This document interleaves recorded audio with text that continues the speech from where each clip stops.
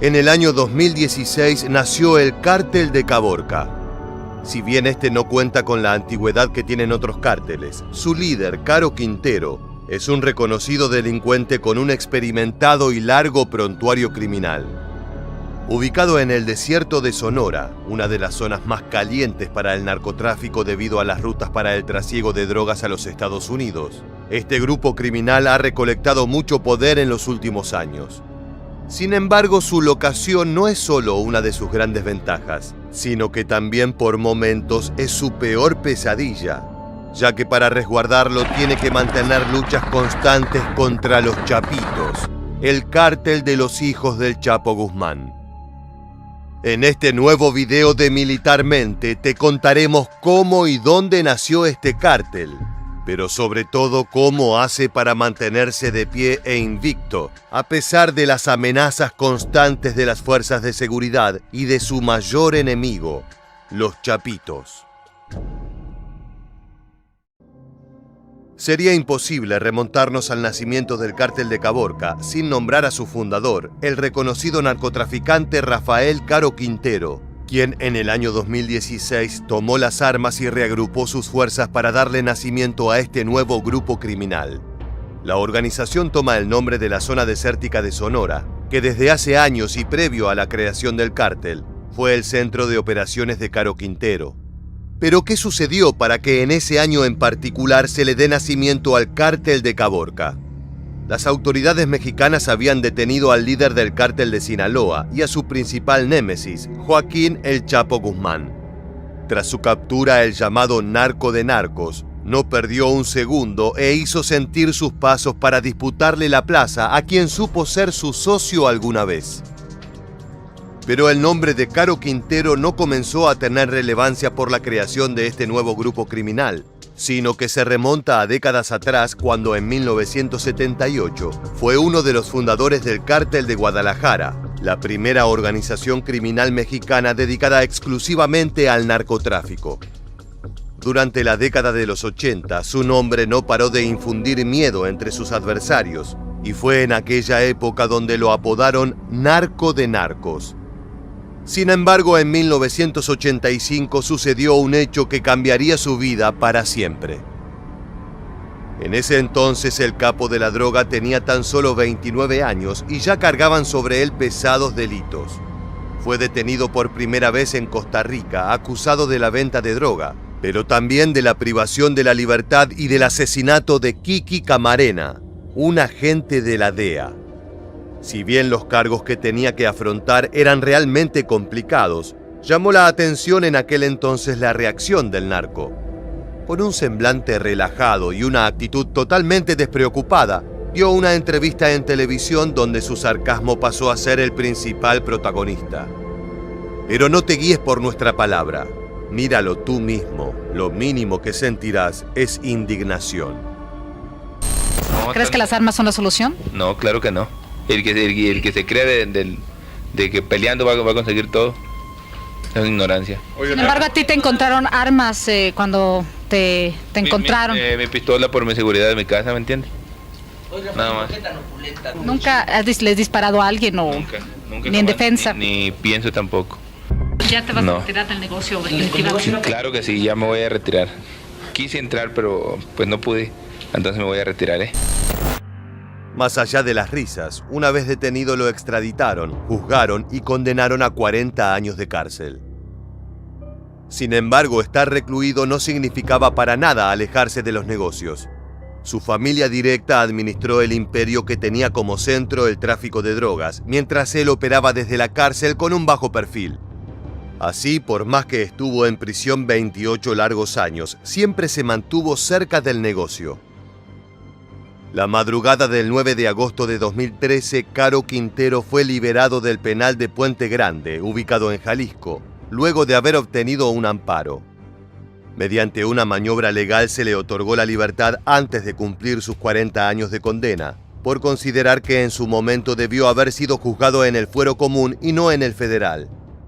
Sin embargo, a partir de esta liberación, Estados Unidos solicitó una extradición contra el narcotraficante, ofreciendo una recompensa de $20 millones por información que llevará a su captura. Esta fue hasta el momento la cifra más alta de la historia ofrecida por un delincuente. Quintero había matado a un agente de la DEA y no iban a parar hasta encontrarlo. Sin embargo, fiel a su estilo, despreocupado y rebelde, aunque pesara una orden de captura internacional sobre él, Quintero no dudó un segundo en volver al ruedo, y esta vez desde el propio territorio de Sonora. Como te contamos anteriormente, Caborca es un punto clave para llevar droga a los Estados Unidos, por lo que apenas comenzó a sentirse la presencia de este nuevo cártel, las uniones y enemistades entre diferentes grupos no tardaron en surgir. El cártel de Caborca se unió con el de Juárez para disputar las zonas de Sonora y Chihuahua, y Quintero reagrupó sus fuerzas para pelear con su antiguo socio, el Chapo Guzmán.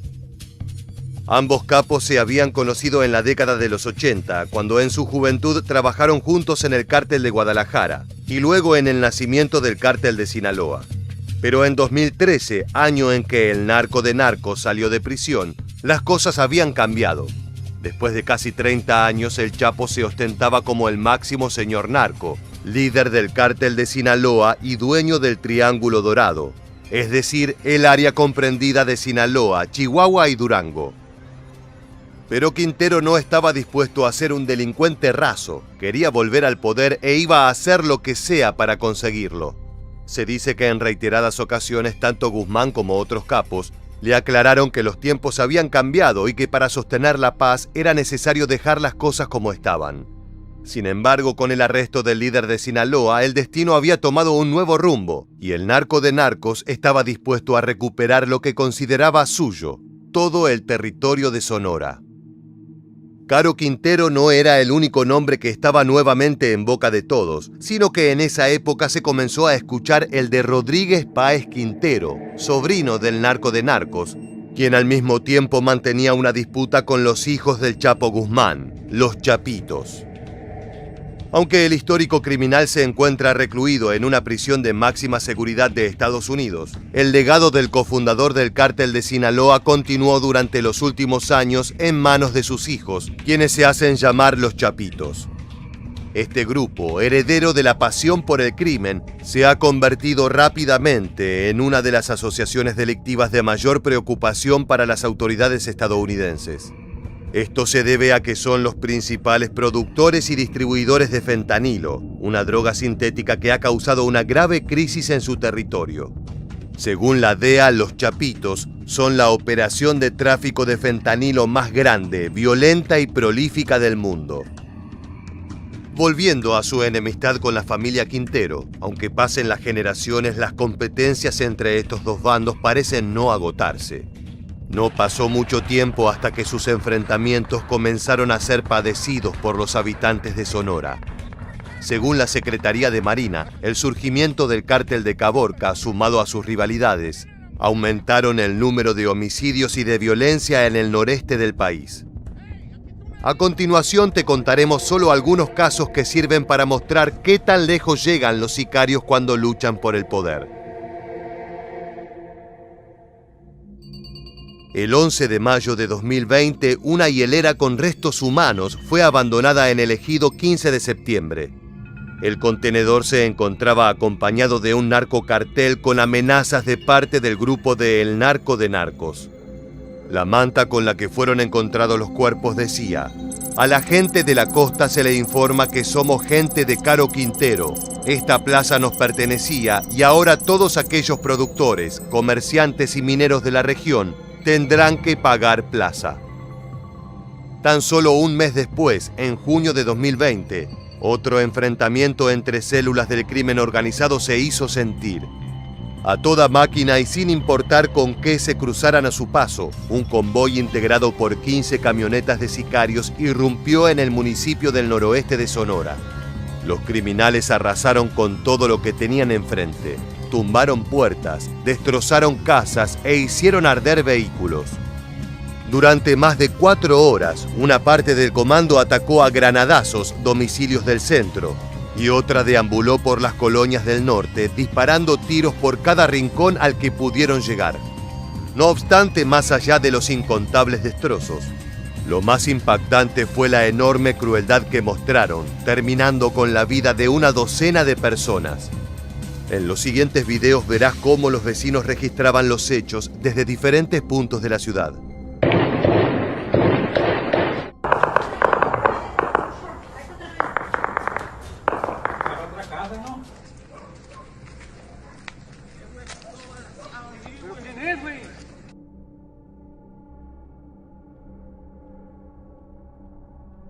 Aunque la Mesa de Coordinación Estatal para la Construcción de la Paz y Seguridad había ordenado el desplazamiento a Caborca de las diferentes corporaciones policiales, ese día ninguna autoridad pisó la zona. Este enfrentamiento dejó un lamentable saldo de 2 civiles y 10 sicarios muertos, además de 4 vehículos, un tráiler y 4 domicilios totalmente calcinados, así como la explosión de una bomba en una gasolinera. Si bien el cártel de Caborca no se atribuyó este hecho, todas las miradas apuntaban a que fueron los responsables. Habían vuelto y nadie tenía dudas de que se iban a hacer notar. Los enfrentamientos siguieron durante 2 años sin cesar, hasta que en 2022 una nueva detención volvió a cambiar las reglas del juego. El viernes 15 de julio del 2022, Rafael Caro Quintero fue arrestado en la Sierra de Sinaloa. Como si se tratara de una película hollywoodense, la Marina Armada de México reveló que el líder del cártel de Caborca había sido localizado entre los matorrales por nada más ni nada menos que un perro de nombre Max. El operativo se llevó a cabo sin uso de la violencia y contaron con la participación de elementos de la DEA. Sin embargo, capturar al narco de narcos no podía ser tan fácil. Horas más tarde, un hecho fatal cerraría aquella fatídica jornada. Lamentablemente, la celebración por esta captura de Caro Quintero se vio empañada por la muerte de 14 elementos de la Marina. Esto luego de que un helicóptero Black Hawk se desplomara ahí cerca del aeropuerto de Los Mochis, en Sinaloa. Ante los rumores de que el incidente estaba relacionado con la captura de Caro Quintero, la Marina declaró que no había pruebas que certifiquen aquellas teorías. El arresto del narco de narcos no significó solamente la pérdida del líder del cártel de Caborca, sino que fue la oportunidad que los chapitos aprovecharon para arremeter contra su principal rival. Al igual que en el año 2020, la ciudad de Caborca fue carne de cañón de sus enfrentamientos. Con la intención de tomar el control de la localidad, las disputas entre ambos bandos provocaron 28 muertes entre el 15 y 19 de julio de 2022. Además de los asesinatos, también se registraron secuestros. Quien tomó el poder del cártel de Caborca luego de la captura de Rafael Caro Quintero fue su sobrino, Rodrigo Omar Páez Quintero, alias el R. Sin embargo, no duraría mucho tiempo en el poder. En abril de 2023 fue también detenido en un operativo por las fuerzas de seguridad, ya que era considerado uno de los objetivos prioritarios de captura para el ejército mexicano, la Secretaría de Marina y la Guardia Nacional, por ser generador de violencia no solo en el desierto de Sonora, sino también en el Caribe mexicano, principalmente en Quintana Roo. Según las investigaciones, el cártel habría buscado extender sus operaciones, principalmente por el rentable negocio del narcomenudeo y el control de la zona por sus puertos marítimos. Tan solo un mes antes de la detención, los enfrentamientos entre el cártel de Caborca y los chapitos seguían tomando a la ciudad como rehén. Una tarde de domingo, la disputa entre estos grupos criminales convirtió a la localidad en zona de guerra al desatar al menos 5 enfrentamientos en distintos puntos del poblado. En el siguiente video podrás ver a qué situaciones están sometidos los vecinos del lugar. Son balazos los que están tronando. A lo mejor son casquillos que nos pueden dar. Te estoy diciendo, ¡cúbrete! Todos los carros están balaceados y del otro lado también. Múltiples impactos de balas se están oyendo. Están todas las casas reventadas. Según la Fiscalía, entre los civiles inocentes hubo 2 víctimas fatales. Desde el nacimiento del cártel de Caborca en el año 2016, los chapitos intentan tomar control total del municipio sonorense, ya que de esta forma tendrían dominio total de una de las rutas de narcotráfico directas a los Estados Unidos. Sin embargo, no importa cuánto insistan, por lo menos hasta el año 2023 no lo han logrado. Según el análisis efectuado por la organización enfocada en narcotráfico, Inside Crime, esto se debe a que la familia Caro Quintero, por más que haya sufrido varios reveses respecto a detenciones de sus líderes en el último tiempo, siguen presentes en el territorio. Aunque no siempre ha sido llamado Cártel de Caborca, el grupo se adueñó de la ruta desde Guaymas hacia Nogales desde la década de los 80, por lo que ellos deciden quiénes pueden pasar y quiénes no. Además, no se trata solo de conocer las rutas, sino que esta familia tiene años de relaciones con los pobladores del lugar, quienes les son fieles a cambio de trabajo, ya sea como narcotraficantes o sicarios. Hemos llegado al final de este video y no queremos irnos sin antes preguntarte: ¿crees que en algún momento Los Chapitos logrará tomar control sobre el territorio del Cártel de Caborca?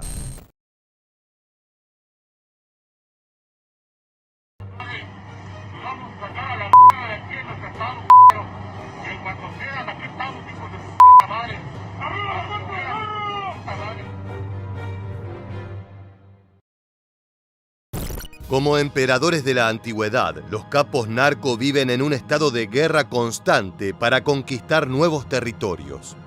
Cada barriada nueva significa más y mejores negocios para vender narcóticos, pero esos triunfos se pagan con sangre y fuego. Entre las guerras más cruentas registradas en México, la rivalidad entre el Cártel Santa Rosa de Lima y el infame Cártel Jalisco Nueva Generación del Mencho emerge como una de las más dolorosas y costosas en términos de vidas humanas. Ejecuciones, balaceras a plena luz del día, ejecuciones grabadas en video e incluso atentados a hospitales. A esta historia no le faltan detalles grotescos y violencia sin escrúpulos. En esta nueva entrega de Militarmente queremos llevarte a las entrañas del crimen organizado mexicano para conocer en detalle la contienda callejera entre estos dos frentes criminales y cuál es el grotesco final que le depara a los soldados narco capturados por el enemigo. En 2014, entre las casas y calles de la localidad villagrense de Santa Rosa de Lima, surgió un frente criminal que al poco tiempo se transformó en uno de los principales hacedores de violencia de todo México. Fue en esa región que nació el cártel de idéntico nombre, el cual luego se expandió en regiones colindantes del estado con Querétaro y Michoacán, zonas históricamente calientes en lo que respecta al narcotráfico. Lo curioso es que una de sus primeras actividades delincuenciales no fue la venta de narcóticos o el uso de armamentos, sino el robo de combustible. Pero no pienses que hurtaban unos pocos litros. Los hombres del futuro cártel Santa Rosa de Lima tenían 1.696 puntos de ordeñe, movilizando toneladas de combustible, lo que le proporcionaba enormes ganancias. De a poco el grupo surgido en Villagrán fue apuntando sus esfuerzos hacia el trasiego de sustancias ilegales, incorporando mayor personal en sus filas y mayor violencia en sus métodos. Cada kilo de cocaína vendido significaba un nuevo fusil o ametralladora en manos de los sicarios. Pero pese a su crecimiento, lo cierto es que la gran mayoría del pueblo mexicano conoció a este cártel durante el año 2017, cuando publicaron un impactante video a través de sus redes sociales. A continuación veremos ese histórico material, en el cual uno de sus principales líderes, el Marro, se ve rodeado de más de un centenar de personas armadas con equipo táctico, desafiando al cártel Jalisco Nueva Generación del Mencho.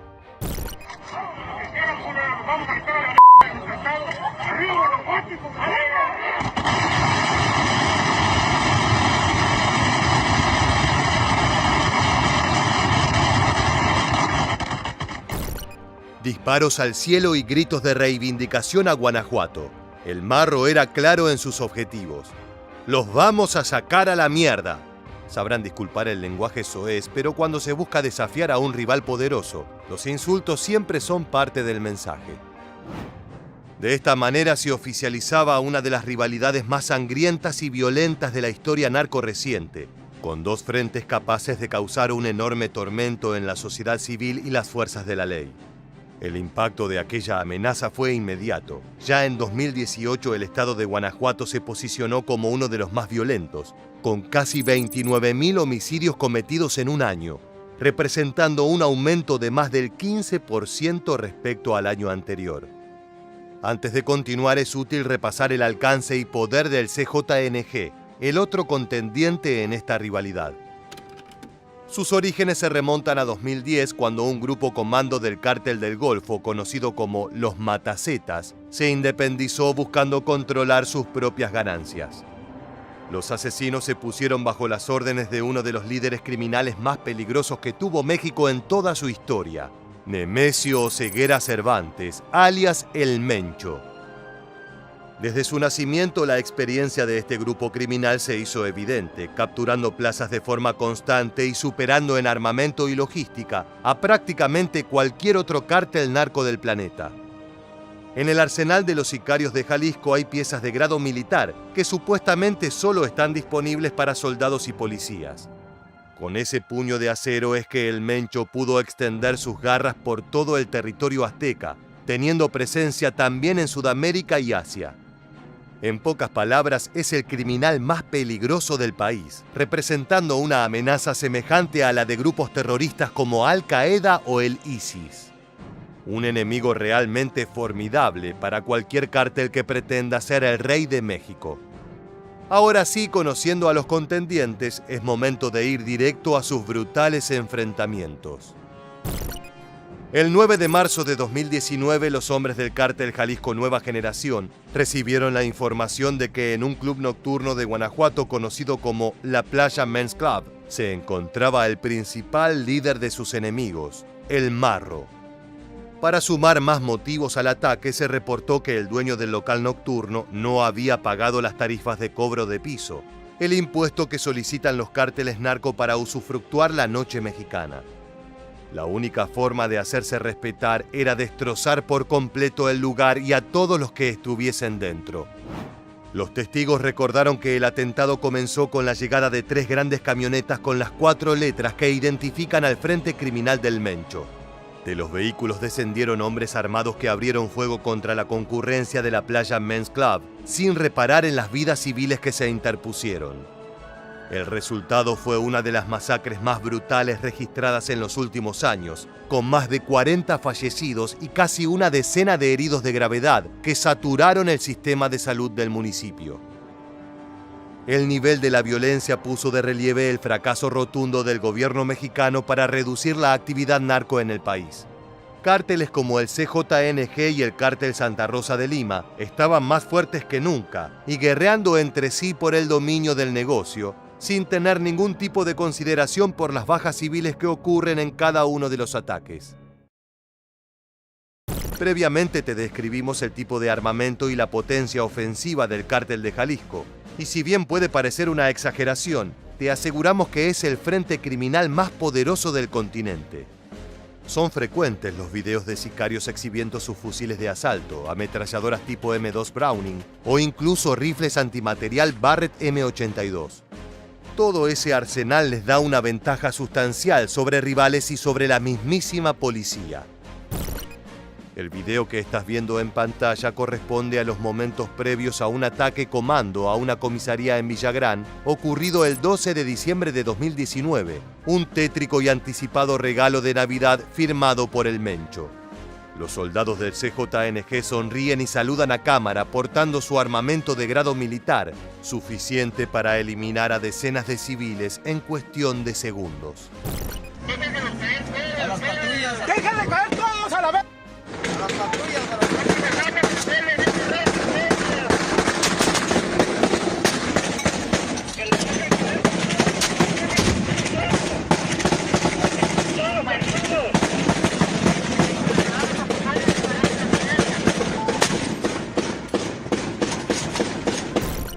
El sonido de los disparos y las explosiones demuestran el poder ofensivo del cártel. Los atacantes portaban fusiles tipo AR-15, pistolas e incluso granadas de mano. A las pocas horas, los hombres de Oseguera Cervantes reivindicaron el ataque y advirtieron que cualquier fuerza policial que colaborase con el Cártel Santa Rosa de Lima sería susceptible a este tipo de ataques sorpresivos y a la ejecución inmediata de sus agentes. El saldo final fue de 3 oficiales muertos y otros 4 secuestrados, quienes fueron interrogados en una de las tantas fortalezas ocultas de Jalisco. ¿Qué hacías para el marro? ¿Por órdenes de quién? Por orden del presidente municipal. ¿Por qué ponen los carros bombas? Para calentar la zona. ¿Por órdenes de quién? Del marro. El video capturado por los criminales revela tanto la relación de sociedad entre el mundo delictivo y el policial, así como también la impunidad con la que se manejan ambos frentes, a tal punto que pueden secuestrar, torturar y asesinar a agentes de policía. Más allá de si se trataba de oficiales corruptos o no, su final fue una pena demasiado alta para el crimen. A los pocos días sus cuerpos fueron encontrados completamente mutilados y en bolsas en una ruta de la zona. El mensaje era claro: ser socio del Marro es una condena a una muerte dolorosa y humillante. Y no solo los policías están a merced de ser ejecutados, también los establecimientos utilizados por los cárteles como puntos de entrega, tal y como quedó grabado en el siguiente material. ¿Alguna vez te preguntaste qué se siente ser un soldado narco en pleno operativo de ataque? Bien, hoy es tu día de suerte, porque en junio de 2020 un comando del cártel Santa Rosa de Lima llevó a cabo un atentado contra un taller de reparación de neumáticos que era regenteado por el CJNG, y el mismo fue registrado en primera persona con una crudeza pocas veces vista. Antes de la violencia, el sicario observó su reflejo en los vidrios polarizados de la camioneta. Un último vistazo al atuendo antes de ir a trabajar.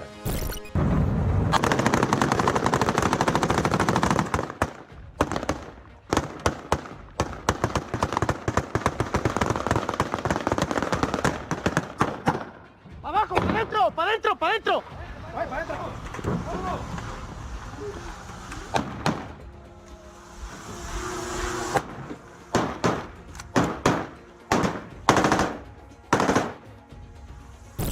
La agresión ocurrió a las 16 horas, cuando un llamado anónimo al 911 alertó del disparo de armas semiautomáticas en las calles del municipio de Celaya. Los narcos rompieron la entrada del establecimiento utilizando una camioneta que se estrelló contra el portón metálico. Una vez dentro, se encargaron de destrozar el lugar y dejar un morboso y sangriento mensaje para los benefactores narcos de la vulcanizadora. Al cabo de unos minutos acudieron policías, quienes localizaron a un hombre muerto en el exterior del local. El cuerpo estaba envuelto en llamas, por lo que tuvieron que solicitar el apoyo de bomberos. Dentro del comercio se encontraron a 3 hombres más, parcialmente calcinados y con heridas de bala. Su sentencia de muerte fue ser empleados del Mencho, y los hombres de Santa Rosa de Lima no tuvieron misericordia. Para un narco, pocas cosas son tan temidas como caer en las manos de un cártel enemigo. Una vez que se está bajo custodia de la competencia, se sabe que no hay otro destino posible más que la muerte. Ya sea a manos de sus captores, por ser parte de la competencia, o en manos de sus antiguos compañeros por revelar información y transformarse en un traidor. El destino de El Babas, uno de los sicarios más brutales del cártel Jalisco Nueva Generación, es un ejemplo paradigmático de lo que les espera a los criminales una vez que son atrapados por sus rivales.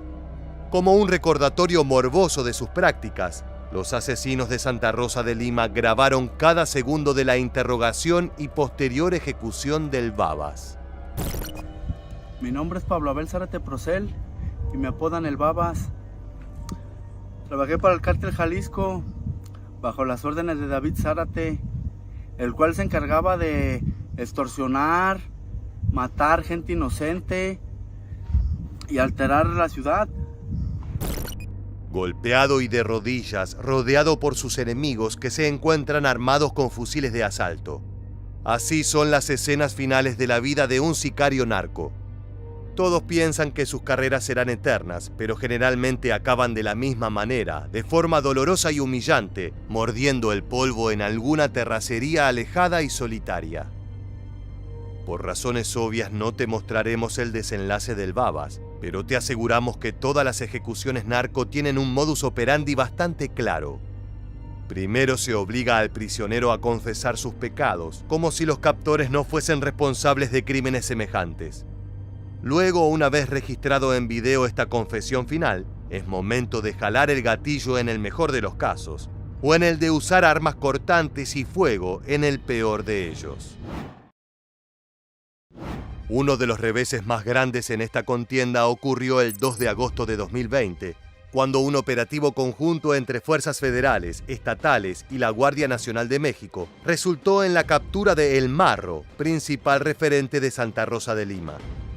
La acción fue producto de meses de inteligencia y preparación, siguiendo de cerca los pasos del capo narco que en el pasado había acusado a las autoridades de ser meramente empleados del Mencho. Junto con el líder cayeron numerosos sicarios y se congelaron cuentas millonarias del cártel, lo que debilitó seriamente a su grupo criminal. Durante el traslado a bases militares, esta fue la interrogación que se le realizó al capo. ¿Tu nombre completo? José Antonio Yepes Ortiz. ¿Cuántos años tienes? 40 cumplí. 40 años. ¿Cuánto naciste? 23 de julio del 80. ¿Cómo te dicen a ti? Marro. ¿Cómo? Marro. Pese a la captura de uno de los referentes, la guerra entre ambos frentes se ha perpetuado hasta tiempos relativamente recientes. En mayo de 2022 se escribió otra página en el historial sangriento de Guanajuato, cuando un grupo de agresores armados se dirigieron hasta una zona de bares nocturnos. Eran las 22 horas cuando desataron toda su violencia en 2 establecimientos, dando muerte a al menos 11 personas y dejando heridas a otras tantas. No conformes con el claro modus operandi narco, los atacantes dejaron una serie de cartulinas con mensajes dirigidos a los hombres del Mencho o Ceguera Cervantes. Tras escuchar las detonaciones de arma de fuego, vecinos pidieron ayuda al 911, por lo que acudieron elementos de la Guardia Nacional y de la Policía Municipal, así como también paramédicos. Para muchas de las víctimas ya era demasiado tarde. Para demostrar que siguen siendo los capos de la región, entre julio y agosto de 2022, los soldados del Mencho llevaron a cabo numerosas redadas y tiroteos nocturnos, reivindicando a las 4 letras y declarando a su jefe como el dueño del territorio. Una de las escenas más angustiantes se vivió en una gasolinera Oxxo de Guanajuato, a la cual ingresaron atacantes armados que dispararon e incendiaron automóviles allí aparcados. Estas imágenes fueron grabadas por los mismos narcotraficantes. ¡Órale, hijo de su puta madre! ¡Órale! El sicario deja la cámara en el suelo por unos segundos, pero los disparos se siguen escuchando en el fondo. De repente, fuego y estruendos. ¡Órale, córrele a la...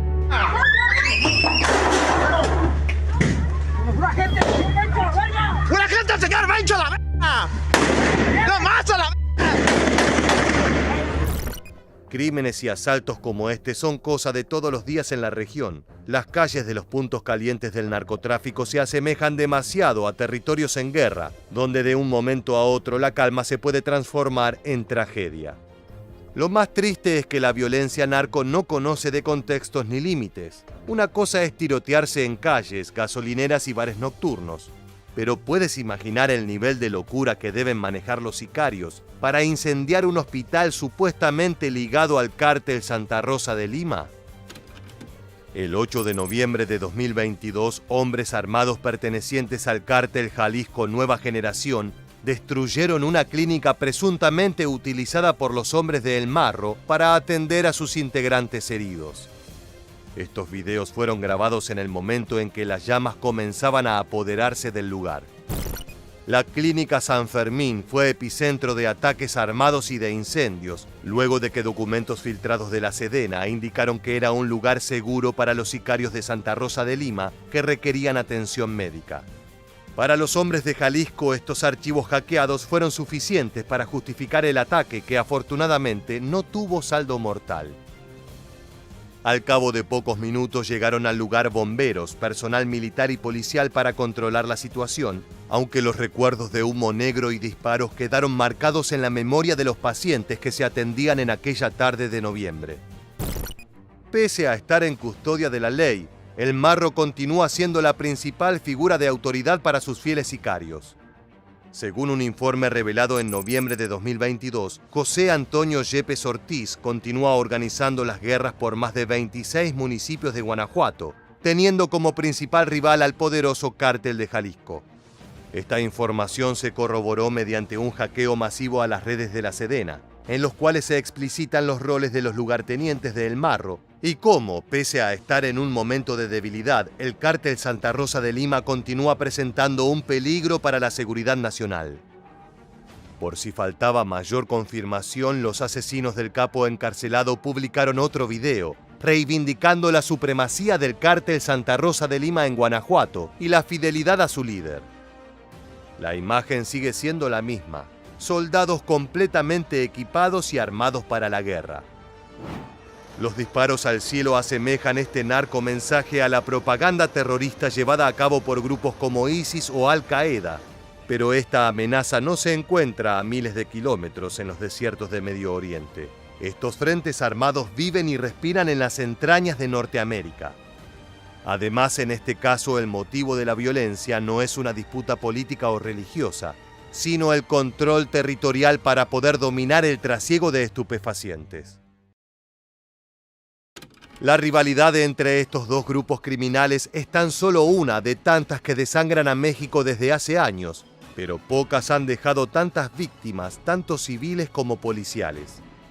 Mientras los sicarios de ambos bandos llevan a cabo una brutal guerra sin cuartel por el dominio de las plazas de narcotráfico, son las personas de a pie quienes caen víctimas de balaceras y atentados.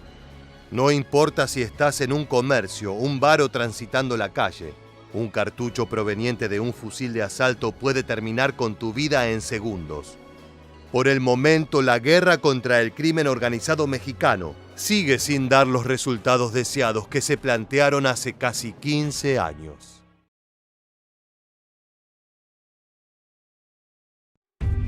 Al noreste de México se encuentran dos de los cárteles más sanguinarios e inhumanos del país: el Cártel del Golfo y los Zetas. Si bien en sus inicios supieron trabajar en conjunto y favorecerse mutuamente para expandir sus negocios y sostener su poderío, con el correr de los años las disputas de poder comenzaron a surgir. La escalada de violencia entre ambos sectores criminales culminó en la ruptura de su histórica alianza y dio lugar a una guerra de sangre que salpicó principalmente a los inocentes pobladores de Tamaulipas y las regiones aledañas. Lamentablemente, hasta el día de hoy no hay atisbo de una posible tregua entre bandos.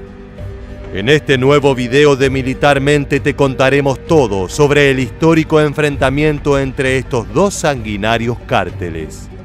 ¿Estás listo? ¡Comencemos! El Cártel del Golfo es el grupo criminal más antiguo de México. Si bien en los últimos años ha perdido territorio e influencia frente a sus rivales, su centro de operaciones aún se encuentra en Tamaulipas, en el extremo noreste del país, en una región fronteriza con Estados Unidos. Su inicio en la delincuencia fue en la década de 1920, cuando se dedicó al contrabando de licores a Estados Unidos durante la Ley Seca. Para 1980 la organización ya estaba formalmente fundada por Juan Nepomuceno Guerra, alias Don Juan, y su sobrino, Juan García Abrego. Su principal actividad consistía en operaciones relativamente pequeñas de marihuana y heroína. Para ese entonces el tráfico de drogas se volvía cada vez más y más rentable, lo que hizo que el cártel empezara a tomar fuerzas. Además de las ganancias del negocio, hay que destacar el rol de Guerra, quien fue forjando relaciones y contactos con sectores políticos, lo cual le permitió posicionarse como una figura preponderante en la región. A principios de la década de 1990, Don Juan fue capturado en un operativo de las autoridades federales y la organización quedó bajo el mando de García Abrego, quien iba a ser conocido como el jefe o el director por su capacidad de liderazgo dentro de la organización. Con él el grupo vivió una época de riquezas gracias al reordenamiento estructural que atravesaron. De las antiguas células separadas en unidades, el cártel pasó a tener un modelo corporativo. Así cada miembro fue teniendo su propia tarea y se creó un sentimiento de pertenencia e identidad. Si bien todo marchaba como lo planeaban, en 1995 la justicia les dio un duro revés. García Abrego fue capturado y extraditado a los Estados Unidos. El cártel de las drogas del Golfo, el más poderoso de los últimos años en México, quedó acéfalo tras la captura y deportación a Estados Unidos de su principal jefe, el estadounidense Juan García Abrego. El narcotraficante de 51 años y por cuya captura había una recompensa de $2 millones, era uno de los 10 hombres más buscados por la justicia estadounidense y ya se encuentra alojado en la cárcel de Houston. Después de este tremendo golpe, fue Osiel Cárdenas Guillén quien tomó el poder. Si el jefe levantó la estructura que convirtió a este grupo en una verdadera organización criminal, Cárdenas Guillén sumó la parte que faltaba: un brazo armado que le brindara protección. Fue así que desarrolló el ala militar del Cártel del Golfo. Lo que en esos momentos fue una verdadera inversión, 15 años después se convertiría en una de sus peores pesadillas.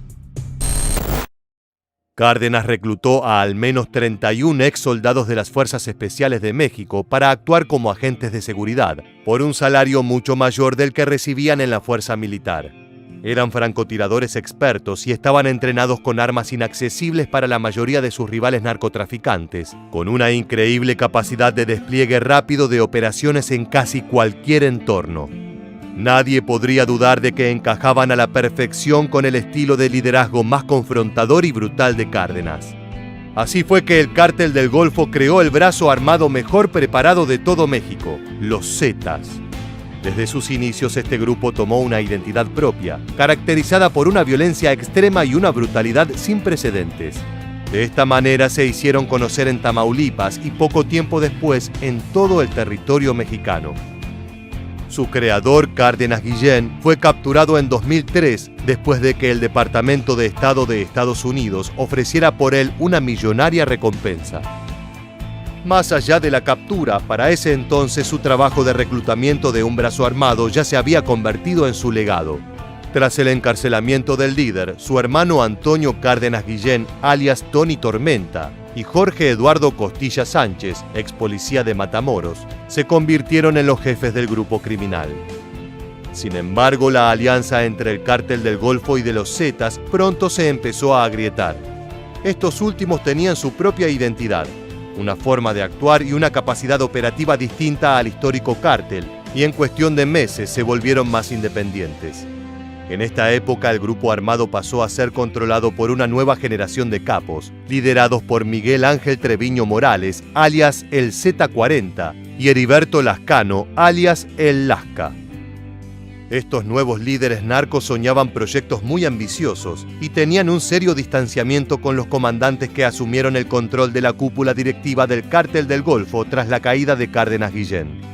Pronto empezaron a controlar nuevos negocios como el contrabando, la prostitución, el secuestro y la piratería, al punto de llegar a monopolizar cerca de 22 actividades criminales. No obstante, uno de los negocios que definitivamente marcó el estilo particular de los Zetas fue el de perfeccionar el mercado de la protección privada y de la extorsión. Lo que había comenzado como una independencia de acción, en 2010 se convirtió en una inevitable ruptura. El 18 de enero, el Cártel del Golfo secuestró a Víctor Peña Mendoza, alias el Concorde 3, lugarteniente de Z40, líder de los Zetas. Durante la captura, los del Golfo quisieron forzar a Peña Mendoza a que cambiara de bando y dejara al grupo que había sabido ser su brazo armado. Al no hacerlo, fue golpeado brutalmente y posteriormente ejecutado. Cuando Treviño Morales se enteró de lo sucedido, le dio un contundente ultimátum al cártel rival. Entreguen a los asesinos de mi amigo, hijos de puta. Tienen hasta el 25 de enero para hacerlo. Si no cooperan, habrá guerra. El CDG decidió hacer oídos sordos y Z40 no tardó en hacer valer su palabra. El 30 de enero de 2010, varios integrantes de los Zetas, bajo las órdenes de Treviño Morales, secuestraron y ejecutaron a 16 miembros del Cártel del Golfo en Reynosa, Tamaulipas, iniciando la guerra entre estos dos grupos criminales. En muy poco tiempo, los secuestros y extorsiones entre ambos bandos comenzaron a ser moneda corriente. Y 40, no se la dan de muy valientes. ¿Por qué los mandan a pelear ustedes? ¿Por qué no vienen al frente de ellos? Porque tienen miedo que los maten. ¿Sí? ¿Cuántas familias han matado? Muchas. Las matamos, las quemamos. ¿Las queman? Sí. ¿Por qué las queman? Porque nos ordena el comandante 40. Como se puede escuchar en el video, la pelea por el control territorial entre ambos grupos ha dejado miles de muertos inocentes en los estados mexicanos de Tamaulipas, Nuevo León y Veracruz. En aquel momento, el alcalde de Reynosa, Oscar Luebert Gutiérrez, reconoció que ambos grupos criminales habían roto su relación. El estado de preocupación fue tal para la población local que el mandatario salió urgido a declarar en medios locales: "Hay una alerta general en el estado. Se diseñó un operativo con todas las policías para vigilar las entradas a Tamaulipas ante la posible incursión de grupos de otros lados del país a la región". Los vecinos tuvieron tanto miedo que cientos de estudiantes dejaron de asistir a clases y comercios bajaron sus persianas.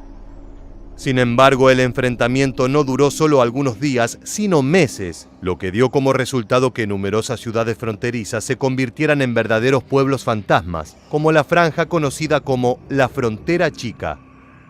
Para intentar frenar estos ataques tuvo que intervenir el ejército, y lo que parecía que iba a ser una ayuda, terminó multiplicando las confrontaciones. Desde la ciudad de Mante hasta Monterrey, a los diarios enfrentamientos entre ejército y sicarios se sumaron secuestros, extorsiones, narcorretenes y narcobloqueos de carreteras y avenidas principales.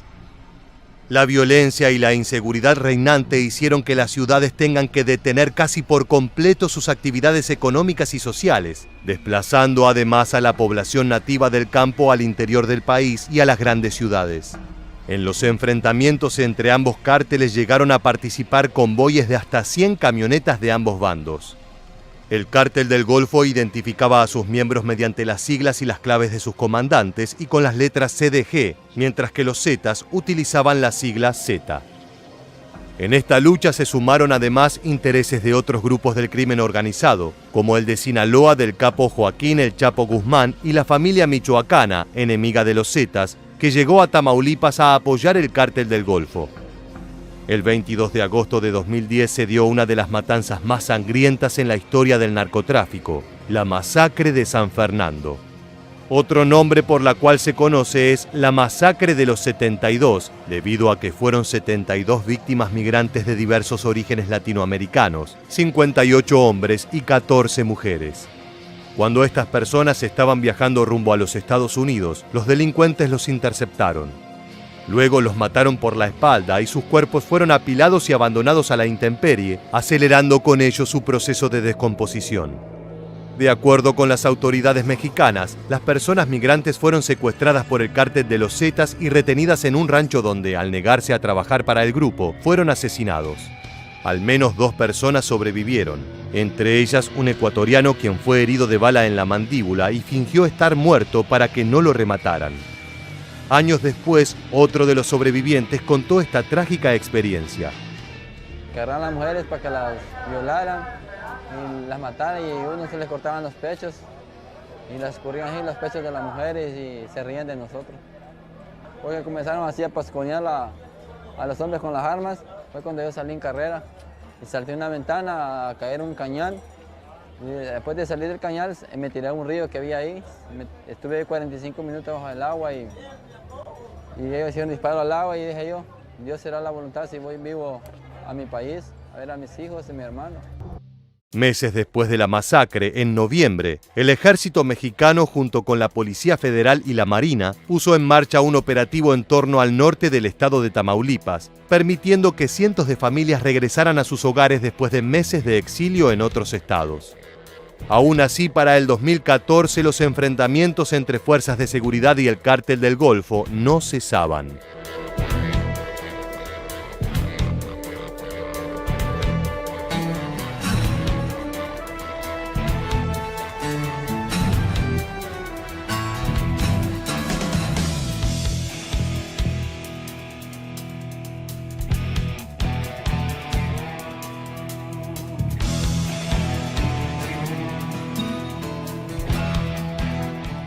A pesar de quedar debilitado por la fragmentación interna y por el accionar de las fuerzas de seguridad, el Cártel del Golfo continuó dejando su sello de una manera sangrienta pero inconfundible. Cortaban cabezas, las arrojaban en lugares públicos, grababan sus torturas y mutilaciones. Sumado a esta irreconciliable rivalidad, ambos cárteles sufrieron constantes fracturas internas, sobre todo entre 2013 y 2018. Una de las principales causas de las disputas internas de los Zetas fueron los señalamientos de algunos mandos del cártel hacia los hermanos Treviño Morales, Z40 y Z42, de presuntamente traicionar a algunos líderes de la organización como el Mamito, el Lasca, el Rex, entre otros. Estos habrían sido puestos a merced de las autoridades debido a que los Treviño, supuestamente, filtraron información de su ubicación para así quedarse con el control absoluto del cártel. Esta disputa interna generó la división de los Zetas en dos facciones. Una se hizo llamar la Vieja Escuela, los cuales intentaron quitarle el mando y disputarle territorios a la familia Treviño Morales, quienes comenzaron a llamarse Cártel del Noreste. El Cártel del Golfo, por su parte, comenzó a dividirse en distintas bandas antagónicas entre sí. En el 2019 se registran por lo menos 14 escisiones del CDG en 11 estados de México. Las más destacadas son los Ciclones en Nuevo León, San Luis Potosí y Tamaulipas, los Metros en Nuevo León y Tamaulipas, los Escorpiones y Rojos en Tamaulipas, Fuerzas Especiales Grupo Sombra en Tamaulipas, Veracruz y Oaxaca, y los Pelones en Quintana Roo. En mayo de este año, los enfrentamientos entre dos facciones de la organización criminal mantuvieron en vilo a los habitantes de Tamaulipas. El grupo Escorpión del Cártel del Golfo mostró su poderío bélico antes de tener un enfrentamiento armado con un sector rival del mismo grupo. En grabaciones se puede observar a un convoy de más de 20 camionetas con personas armadas que se colocan a la orilla de una carretera para ponerse en fila y ser vistos mientras muestran su fuerza armamentística. Las imágenes muestran el momento en que este convoy comienza la persecución de sus rivales. También se logra ver el instante en que los sicarios del grupo Escorpión comenzaron a disparar a sus enemigos. Supuestamente el otro bando involucrado en el conflicto eran los Panteras. En una entrevista, la periodista Azucena Uresti dijo: "Los que eran amigos hoy son enemigos. Los desplazados buscan regresar a controlar su territorio. Son Panteras contra Escorpiones, ambas fracciones del Cártel del Golfo". Volviendo a la rivalidad entre el Cártel del Golfo y los Zetas, si bien han existido pequeños lapsos de tregua en el transcurso de estos 13 años, al día de hoy los enfrentamientos no cesan. Hace tan solo pocos meses volvieron a atacarse. Civiles armados integrantes del grupo Escorpión del Cártel del Golfo y los Zetas Vieja Escuela y Metros se enfrentaron a tiros en el municipio de Méndez, a unos 250 kilómetros de Ciudad Victoria, la capital del estado de Tamaulipas. En redes sociales, los delincuentes subieron imágenes del enfrentamiento que dejó un número sin precisar de muertos, casas baleadas, vehículos incendiados, la mayoría de ellos con blindaje artesanal. El punto de no reconciliación llega hasta cuando los sicarios están privados de su libertad. Aunque suene difícil de creer, también en la cárcel se siguen atacando. Un partido amistoso de fin de año en una prisión mexicana en Zacatecas se terminó con 16 muertos y 5 heridos, tras una pelea de más de 2 horas. Se enfrentaban presos del Cártel del Golfo contra los Zetas. Se calentaron y utilizaron las armas blancas que ilegalmente... Todos estos hechos hacen quedar muy atrás los momentos en que ambos cárteles supieron trabajar juntos como organización criminal. Y lamentablemente, con el pasar del tiempo se hace difícil imaginar una reconciliación que lleve un poco de paz a los pobladores de la región. Así llegamos al final de este video. Si quieres conocer más sobre enfrentamientos entre cárteles, te invitamos a que te suscribas y actives las notificaciones. Esto ha sido todo por hoy. Muchas gracias por acompañarnos hasta el final. Te esperamos en un próximo video de Militarmente.